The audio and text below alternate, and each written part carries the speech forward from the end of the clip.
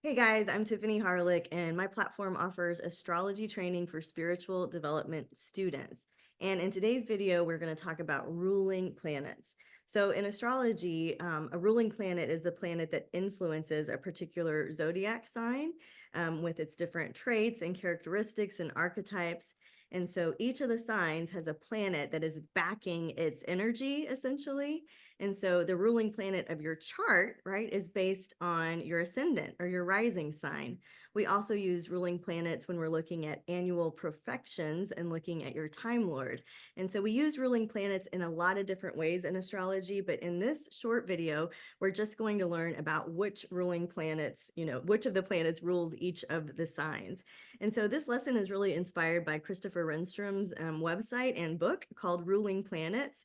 He's a great astrology teacher, and there's a video he did recently called Planetary Dignities in Astrology, Planets in Domicile, Exaltation, Detriment, and Fall.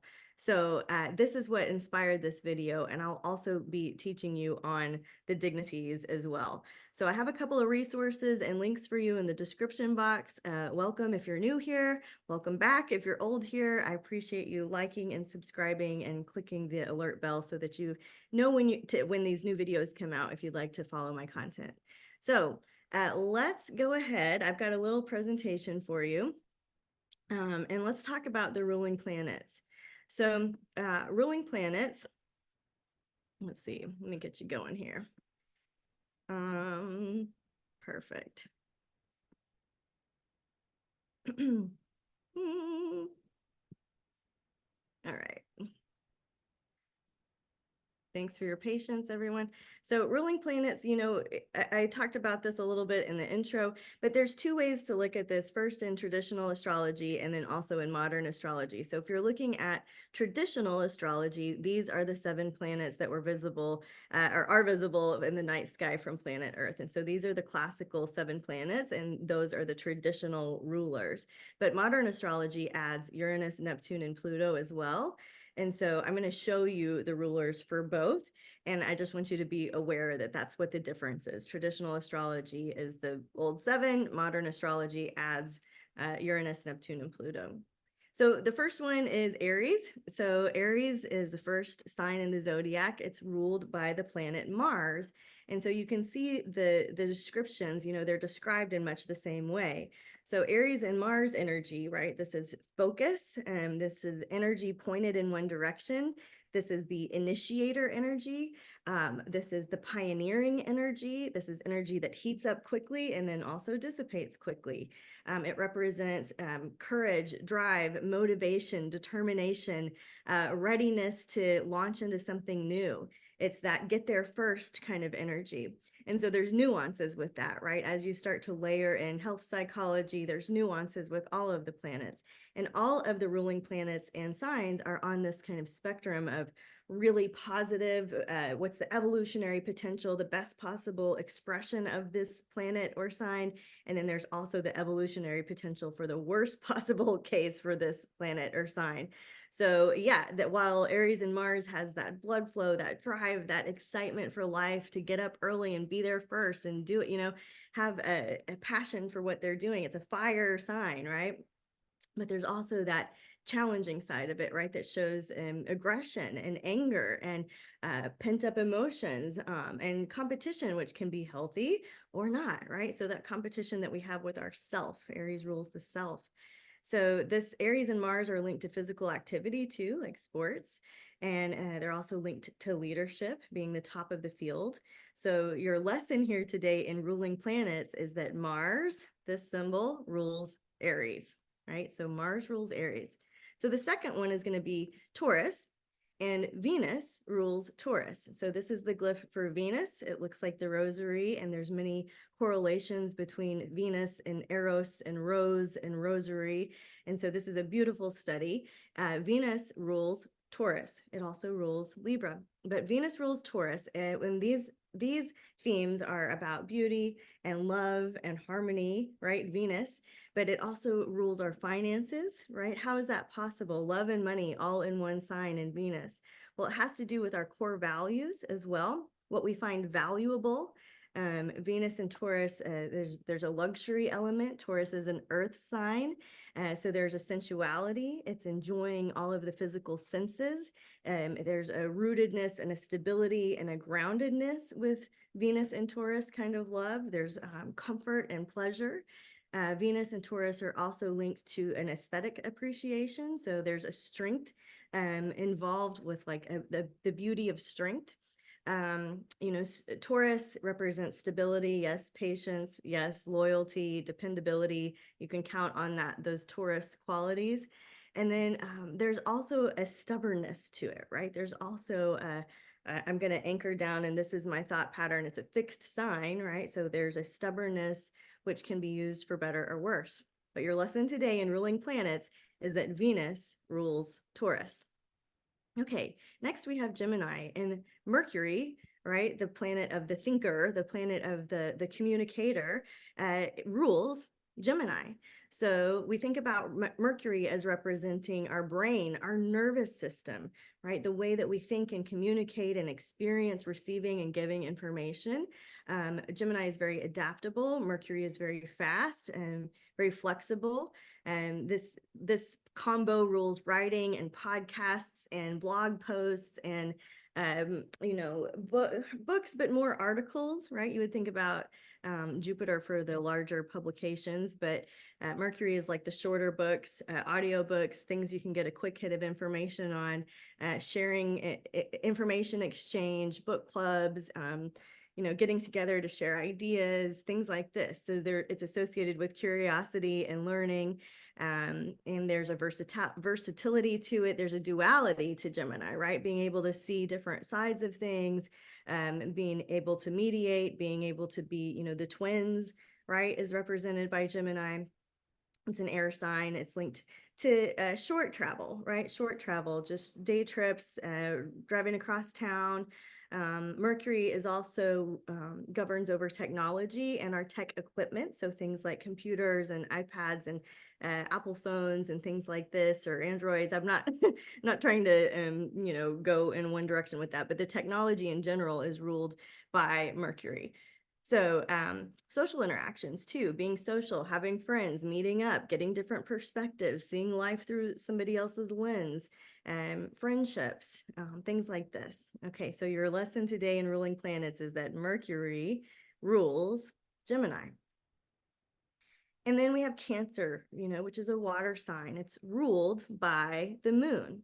All right. And so the language is kind of archaic, right? It's like ruled by, governed by.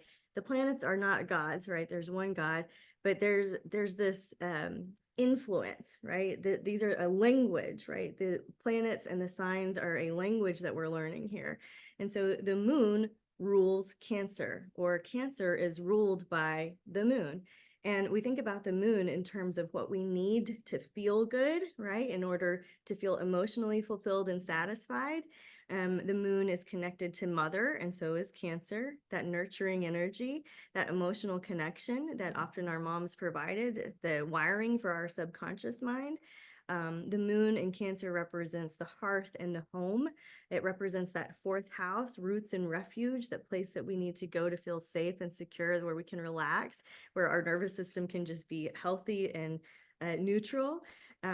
And so, that the moon is also associated with cycles and rhythms of life. And so our emotional experiences are, cyclical, I would say. It represents our sensitivity, our intuition, our ability to develop our psychic skills. Cancer also has this like need to pull back sometimes, that crab energy where you need to unplug and soften. And not be so affected by everything else in the world. The challenging side of the moon, right, ruling Cancer here has to do with control issues. And so, Anne Lamott has a quote. She says, "Help is just the sunny side of control." And that can be an expression, right, of Cancer and of this moon ruled sign. So when things feel chaotic and out of control, our human nature, our tendency is to try to control things. But the moon rules Cancer, and this is maternal energy that's intuitive, that represents like, home and family and emotional connection. Okay, then we have Leo, which is ruled by the sun. So far, right, it just goes right in a really great, beautiful flow. We've got Mars, Venus, Mercury, Moon, Sun. And so the sun represents our ego, our vitality, our health, our self, how we shine in this world. It exudes leadership and confidence. We all have our sun somewhere, right? We all have our moon somewhere. All of the planets are in a sign in your birth chart somewhere. But for today's purpose, Leo is ruled by the sun, and this represents energy and confidence and perseverance, and it represents just the way that you express yourself out in the world, your creative self-expression. It's linked to pride, your personal identity. So if you have a brand, right, a brand image, it represents your heart as well. Leo rules the heart. So the sun rules Leo. The sixth sign is Virgo. And so you saw Mercury earlier. So Mercury rules both Gemini and Virgo. So Mercury is, we've talked about that kind of planet that represents or illuminates our communication skills, the way our brains think, the way our nervous systems are wired. Mercury also rules bees and beekeeping, which I love. And Virgo rules like that data points, right? Organization, making order out of chaos, understanding things and being able to share things in a healing way. Virgo rules service, but Mercury here, right? Precision, efficiency, protocol, order. Virgo represents health and routine, and our day-to-day routine is what sets us up for good health, right? Our day-to-day, what we do, what we think, what we eat, how we move, that's what sets us up for health. So Virgo naturally rules the sixth house, so you'll see some themes in there too. Okay, let's look at Libra. Libra is ruled by Venus. So Venus rules both Taurus and Libra. And this is, again, the aesthetics, the love, the values, the things that we find valuable, our core values, the way that we give and receive love. Our love language depends on our Venus placement. Libra is the only sign in the zodiac that's not man or animal, right? And so there's an ability to just weigh the scales of justice with impartial nature, right? The challenging side of Libra is getting into codependency or getting enmeshed, right? That can be when there's an imbalance going on. So Venus and Libra is linked to partnership and harmony and love and marriage and public relationships and beauty and alliances and cooperation and partnership and being diplomatic. Okay. Now we have Scorpio. So the traditional ruler of Scorpio is Mars, and the modern ruler of Scorpio is Pluto. So you can look at both. And if you're using this, right, if you're thinking like, oh, you have Scorpio rising, see which one resonates, or what you're welcome to use both. So Mars, we talked about because it rules Aries as well. And there's that drive and stamina and energy that's very focused and pointed and hot and feisty and fiery. Mars, there can be power struggles. Mars is linked to our sexuality and regeneration and our resilience and our determination, right? This very strategic Mars warrior thinking. And then Pluto on the other side is more Jungian, right? It's that deep subconscious, whatever is in the shadows or the underground or the darker side that you're bringing into the light. Pluto is rebirth, right? There's a death and then a rising. There's a regeneration. There's a phoenix element going on with Pluto. Pluto is one of the great destroyer energies, which we need, as part of the human condition and the cyclical nature of life. And so there's always a beginning after an ending, right? And so Pluto and Mars aren't the bad guys, but right, it represents alchemy and deep transformation. It's linked to obsessions as well, where we get really fixated on something. Scorpio is a fixed sign, just like Leo, just like Taurus. That's another lesson though. So for today's purposes, now that Mars is the traditional ruler of Scorpio and Pluto is the modern ruler of Scorpio. That takes us to Sagittarius, which is ruled by Jupiter. This is my chart ruler. I have Sag rising. So Jupiter is associated with expansion and growth and abundance and prosperity and all these good things. It's the cosmic magnifying glass, right? It's the cosmic I have like characters in my life that I have created as archetypes for each of the planets. And so I would encourage you to do the same. And I have a really fun class on that. If you want to continue to learn astrology with me, I welcome you. But Jupiter, right? It's this magnifier. And so we tend to think that that's all benevolent and good and generous. And those are Jupiter qualities. But a magnifying glass on something that isn't so hot, right? That isn't so popular, that's when Jupiter can make mountains out of molehills. Jupiter rules higher education, philosophy, the way that we think about the world, overseas travel, publishing, college education. It represents mentors and teachers and guides and explorers and people that connect with foreign cultures or speak foreign languages or are good with, many languages, the language of the heart, right? And Jupiter symbolizes wisdom, yes, and faith, right? Faith is a big one with Jupiter. So there you go. For today, Jupiter rules Sagittarius. Our next one is going to be Capricorn, and Saturn rules Capricorn. So Saturn is known as the Lord of Karma or the karmic boomerang, or Saturn rules time as well. Saturn represents boundaries and strictness and long-term thinking, and these are qualities that you see in Capricorn. Saturn is associated with perseverance, chop wood, carry water, get the job done. It's about the long-term vision. A little pain now is worth it because you're building something that's of greater value over a longer period of time. It represents our responsibilities, our duties, where we have to be mature. A lot of times Capricorn energy wherever you have Capricorn, you had to be more grown up, younger. So Capricorn, it's like the older you get, the younger you get. And Saturn energy is kind of the same for me in terms of my clients and my experience as an astrologer.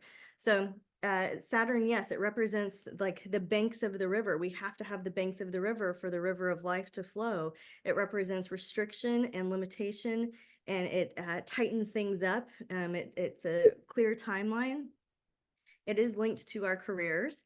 It is linked to our traditions, and it is linked to our achievements. All right.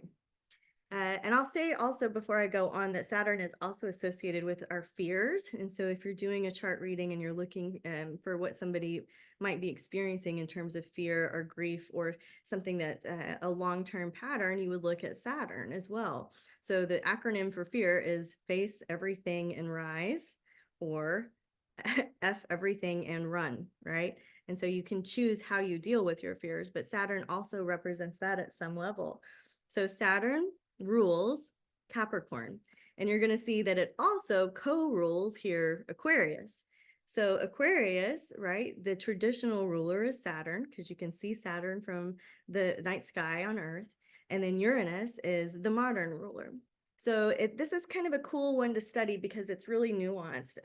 Saturn is more modest, Uranus is more out there, Saturn is more structured and disciplined, and Tuesday at 5 o'clock means Tuesday at 4:45, maturity, responsibilities, duties, things that we are committed to and devoted to. That's the Saturn energy. And the Uranus is it's very different. It's tech and forward thinking and open-mindedness and space travel and freedom and the ability to express yourself as yourself. And there's a little eccentricity involved with Uranus. It's very unconventional and rebel thinking, and where we are brilliant. Our most brilliant genius ideas come from the Uranian influence.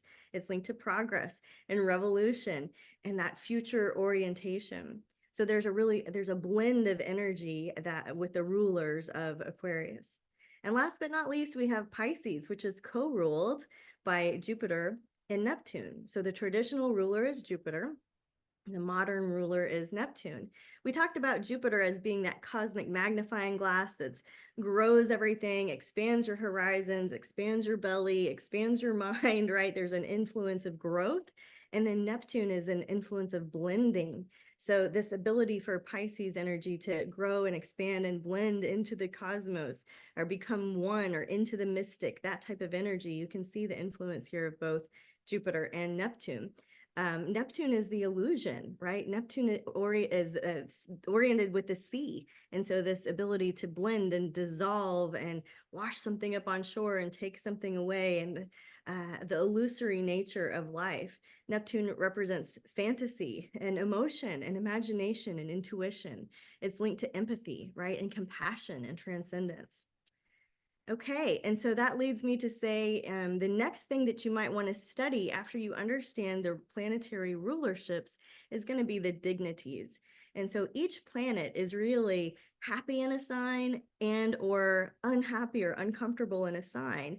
And so the way that we describe that in astrology has to do with the dignities. Is it in domicile? Is it at home? Does it feel good there? Is it in detriment? It's not making its best decisions there. Is it exalted, its best possible placement on the best possible day? Or is it in fall, right? You're competing under tournament conditions when things are rainy and cloudy and, all of that. So let me stop the share and go back and say thank you for watching. Again, I'm Tiffany Harelik, and my platform offers astrology training for spiritual development students. This has been a little training on ruling planets. And the next thing you might want to study is the dignities. So I really appreciate you being here. And until next time, namaste, guys. Thank you.